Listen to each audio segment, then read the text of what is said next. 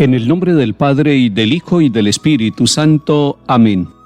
Señor, tú me llamaste para ser instrumento de tu gracia, para anunciar la buena nueva, para sanar las almas, instrumento de paz y de justicia, pregonero de todas tus palabras, agua para calmar la sed hiriente, mano que bendice y que ama. Señor, tú me llamaste para curar los corazones heridos, para gritar en medio de las plazas que el amor está vivo, para sacar del sueño a los que duermen y liberar al cautivo. Soy cera blanda entre tus dedos, haz lo que quieras conmigo. Señor, tú me llamaste para salvar al mundo ya cansado, para amar a las personas que tú, Padre, me diste como hermanos. Señor, me quieres para abolir las guerras y aliviar la miseria y el pecado, hacer temblar las piedras y ahuyentar los lobos del rebaño. Amén.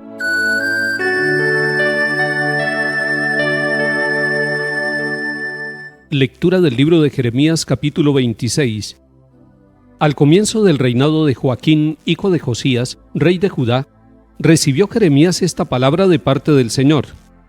Esto dice el Señor: ponte en el atrio del templo, y cuando los ciudadanos de Judá entren en él para adorar, les repites a todos las palabras que yo te mande decirles. No dejes ni una sola.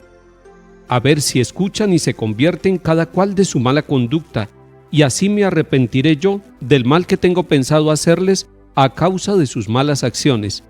Les dirás: esto dice el Señor: si no me obedecen y cumplen la ley que les promulgué, si no escuchan las palabras de mis siervos los profetas que les he enviado sin cesar, a pesar de que no hacían caso, trataré a este templo como al de Silo, y haré de esta ciudad fórmula de maldición para todos los pueblos de la tierra. Los profetas, los sacerdotes y todos los presentes oyeron a Jeremías pronunciar estas palabras en el templo del Señor. Cuando Jeremías acabó de transmitir cuanto el Señor le había ordenado decir a la gente, los sacerdotes, los profetas y todos los presentes lo agarraron y le dijeron: «Eres reo de muerte. ¿Por qué profetizas en el nombre del Señor que este templo acabará como el de Silo y que esta ciudad quedará en ruinas y deshabitada?» Y el pueblo se arremolinó en torno a Jeremías en el templo del Señor. Palabra de Dios. Te alabamos, Señor.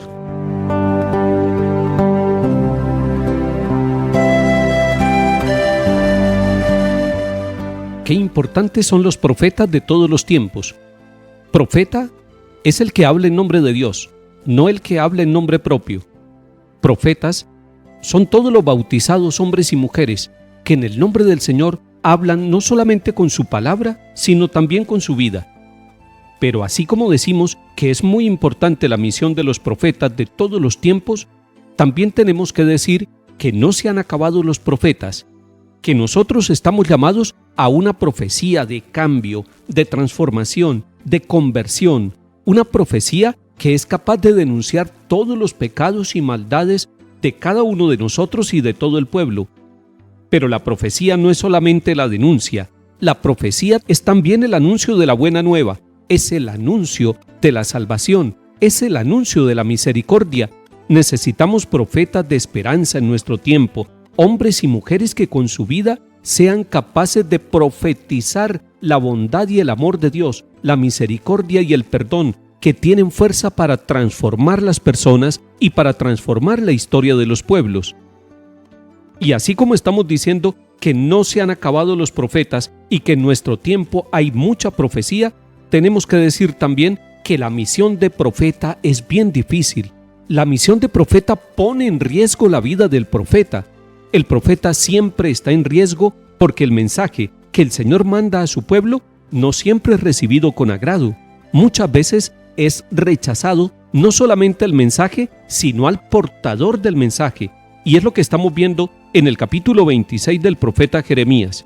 Les recomiendo que tomen el capítulo 26, y si usted es un hombre o una mujer que ha tratado de vivir en el nombre del Señor, que ha tratado de hablar en el nombre del Señor, de dar testimonio, y ha recibido rechazo, amenazas contra su propia vida y contra la vida de su familia, coge este capítulo 26 para que se llene de la fuerza del Señor, mirando cómo Jeremías es capaz de ir y anunciar obedientemente la palabra que el Señor le manda. Y el Señor le ha dicho que no vaya a faltar ninguna de las palabras, que hable con claridad. Y el profeta, obedeciendo a Dios, va y se para en el atrio del templo y empieza a profetizar, empieza a decirles en el nombre del Señor que a este templo de Jerusalén, hermoso, majestuoso, con una gran arquitectura, orgullo de los israelitas, le va a suceder a este templo igual que al templo de Silo. ¿Y qué fue lo que le pasó al templo de Silo? Recordemos que en Silo era donde estaba el sacerdote Elí, era una ciudad importante, diríamos que es casi la primera capital del pueblo de Israel. Allí estaba el arca de la alianza del Señor, pero el pueblo se olvidó de Dios, el pueblo le dio la espalda a Dios, amaba el templo pero no amaba lo que estaba dentro del templo, amaba el templo pero se olvidó de darle gloria al Señor con su vida y con su palabra, con su forma de vivir, con su forma de trabajar, y por eso Silo fue totalmente destruida, porque le dio la espalda a Dios, porque pensó que podía vivir con su orgullo, con sus logros, y se olvidó del Dios que le había hecho posible construir el templo y construir la ciudad.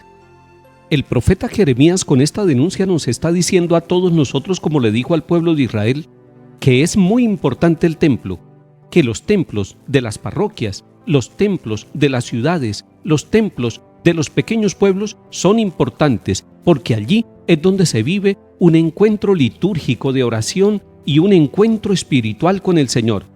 Pero que el encuentro con el Señor no es solamente en el templo, que hay templos vivos, que son los huérfanos, las viudas, los pobres, los que han sido maltratados injustamente, aquellos que han sido despreciados, aquellos que están abandonados. Esos son los templos vivos, y cuando se sale del templo estructural, cuando se sale del templo arquitectónico, es necesario encontrar el templo viviente, el templo existencial, el templo de los seres humanos, el templo de nuestra propia familia. Haga de su casa un verdadero templo, haga de su lugar de trabajo un templo de las labores, haga del lugar donde usted vive un templo de las relaciones renovadas, donde haya justicia, donde haya verdad, donde haya capacidad de fraternidad, de compartir y de vivir la solidaridad. Si ustedes leen este capítulo 26 de Jeremías y buscan también el capítulo 7 de Jeremías, se darán cuenta que el Señor lo que está pidiendo no es que destruyamos los templos, sino que vivamos esa relación con el templo estructural y con el templo vivo en las actitudes que manifiesten que nos reconocemos como hermanos y que reconocemos a Dios vivo y presente en nuestra vida. A Jeremías lo declararon reo de muerte por hablar de esta manera. Puede ser que también hoy nos declaren reos de muerte. Tal vez nos amenacen por vivir la palabra que el Señor nos está ofreciendo. Lo importante es que usted, como bautizado en la Iglesia Católica, hombre o mujer, sienta que está llamado a entregar su vida por ser profeta de la verdad, por ser profeta del plan de salvación que el Señor quiere realizar en su vida y en la vida de toda la comunidad.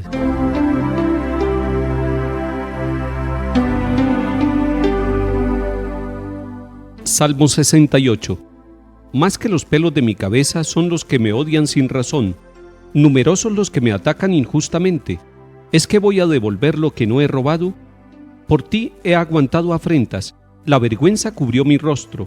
Soy un extraño para mis hermanos, un extranjero para los hijos de mi madre, porque me devora el celo de tu templo y las afrentas con que te afrentan caen sobre mí. Mi oración se dirige a ti, Señor, el día de tu favor, que me escuche tu gran bondad, que tu fidelidad me ayude.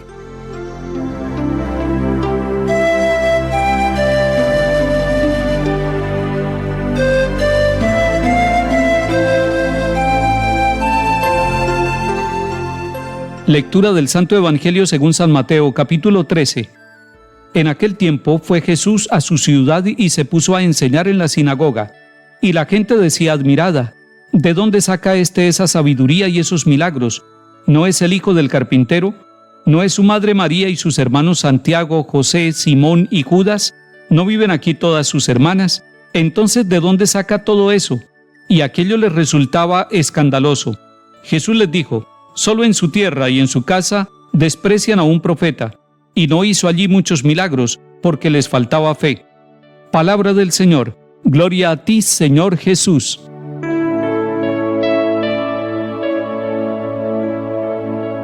El capítulo 13 de San Mateo termina con la presencia de Jesús en su propia ciudad, allí donde se había criado, y se pone a enseñar en la sinagoga. Es el lugar de la enseñanza de los maestros, es el lugar donde los que saben la Sagrada Escritura pueden explicarla a la comunidad. Hagamos el esfuerzo de entrar en la admiración de los que lo están viendo. La gente de la propia ciudad donde Jesús se crió está mirando a uno de su propia tierra que habla como Dios, que vive como Dios, que tiene signos que solamente Dios puede realizar, pero que compartió con ellos y que por lo tanto conocen su propia familia, conocen al carpintero, conocen a María, conocen a toda la familia, los primos, la parentela, y entonces se preguntan, ¿de dónde saca todo eso?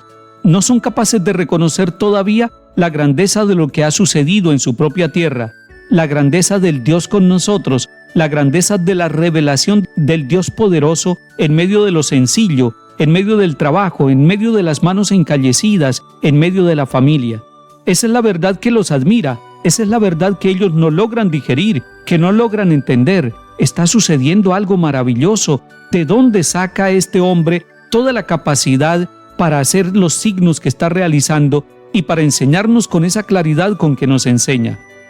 Y es que nosotros siempre nos sorprenderemos que en nuestra propia casa, que en nuestra propia familia, que en nuestra propia tierra, el Señor se revela y se manifiesta, porque Él quiere estar donde nosotros estamos, porque Él quiere revelarse en medio de los sencillos, porque Él quiere manifestar en medio de la humildad de nuestra vida la grandeza de su amor, de su poder, de su misericordia. Y por lo tanto, lo que está sucediendo con el pueblo que se admira ante la presencia maravillosa de Jesús, ese gran predicador, ese hombre lleno de milagros a quien todavía no pueden reconocer como el Hijo de Dios, es lo que sucede en nuestras vidas, es lo que sucede en nuestras familias. A veces no tenemos ojos para contemplar al Dios maravilloso en nuestra casa. A veces no tenemos oídos para escuchar su voz. A veces no tenemos palabras para dialogar con Él. A veces no tenemos corazón suficiente para reconocerlo, pero Él, con toda su maravilla, aunque no cabe en nuestra casa, aunque no cabe en nuestro pueblo humilde, aunque no cabe en nuestra historia personal, muchas veces marcada por el pecado, sin embargo allí está la presencia de Dios. Él se sigue revelando, Él se sigue manifestando, así como lo tenemos en la Eucaristía. Y la Eucaristía se celebra en el pueblo más humilde de nuestra región y del mundo entero, así como lo tenemos en la palabra de Dios, y la Biblia está presente allí en las casas de las familias pobres y humildes, así como lo tenemos en los sacramentos, y todos los familiares nuestros y los más sencillos hemos recibido los sacramentos y por lo tanto hemos recibido la grandeza de la presencia de Dios. Así también los habitantes de la tierra de Jesús no lograban entender esa maravilla de la revelación de Dios. Hoy estamos llamados a abrir nuestros ojos, a abrir nuestro corazón, porque el Señor seguirá caminando con nosotros y manifestando su grandeza, su cercanía y su amor por nosotros.